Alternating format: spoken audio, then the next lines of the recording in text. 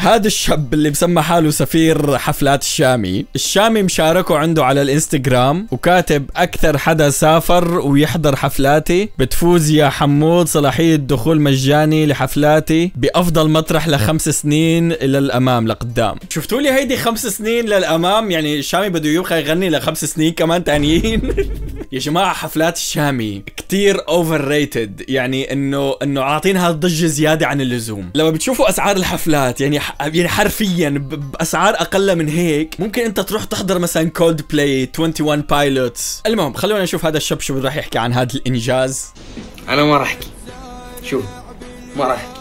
يا ريتك كمان ما عملت الفيديو. في هيك فنان متواضع؟ شهادة بعتز فيها من فناني سفير حفلات الشامي.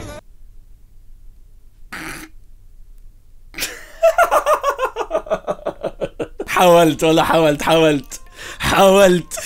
بيوم ما يا صديقي للأسف رح تحس حالك انك اكلت كم اذا هاي الشغلة بالنسبة لك مدعاة للفخر.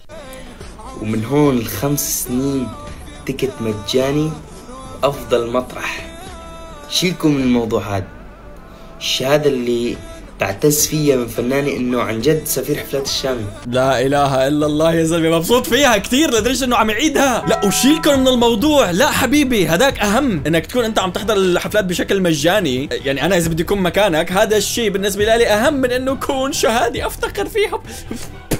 هو فريكين كير. على الاقل هنيك اوكي انت ما عم تدفع فلوس ورايح عم تستمتع، بس شو هيدي شهاده اعتز فيها. تعال يا عزيزي تعال انضم لفريق القراصنه واخرج من الماتريكس. المهم شوفوا خلونا نكون جديين، الشاب مبين حباب، ما بعرف عنه بصراحه، ما بعرف يمكن اذا بدخل على حسابه بشوف كثير شغلات كرنج، بس خليني احكي عن هذا الفيديو. بس مبين حباب. لك اذا انت عم تعمل هيك بس كرمال انك تستفاد من الموضوع فحلال عليك اخوي، بس اذا عم تعمل هيك لانك انه انت مقتنع من قناعه داخليه انه هيدي شهاده بتعتز فيها، فبرأيي لازم ترتب اولوياتك.